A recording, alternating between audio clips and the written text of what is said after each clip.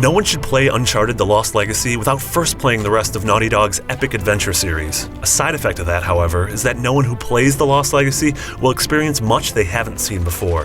This standalone adventure is packed with the beautiful vistas, exciting action, and memorable characters we expect from an Uncharted game, but the familiarity of it all made Lost Legacy feel more like a by-the-numbers summer blockbuster than the milestone events that came before it.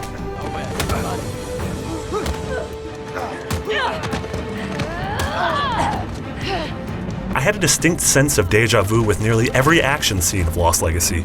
Every shootout against mindless paramilitary dudes, every wall I had to climb and shimmy across, and every floaty driving sequence felt directly lifted out of Uncharted's 1 through 4. It feels like replaying a great linear action game. Still good, but without the novelty and suspense. The benefit of rehashing some of the high points of the series is that Lost Legacy mostly trims out some of the more tedious mechanics of Uncharted 4. In fact, it sometimes subverts expectations in clever, self-referential ways. Take this moment in the opening act, when you have to repeat one of those boring and ubiquitous crate platforming sections from the last game. Sorry about that.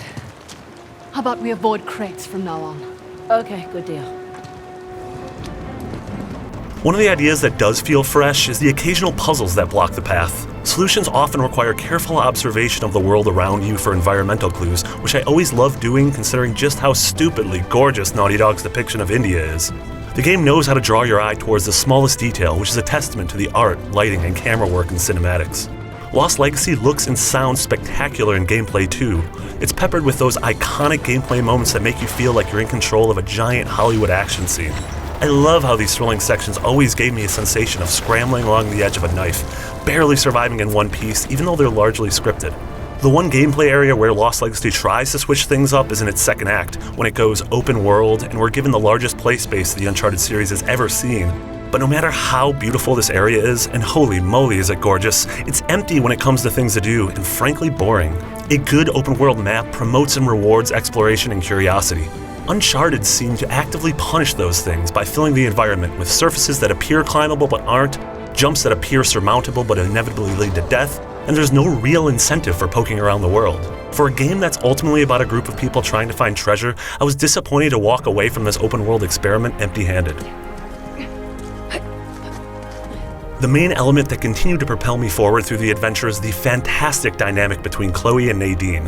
I really love the fact that Naughty Dog took these two side characters from past games and put them front and center in this pressure cooker. Exploring their backgrounds, discovering their motivations, and watching them grow was simply fantastic.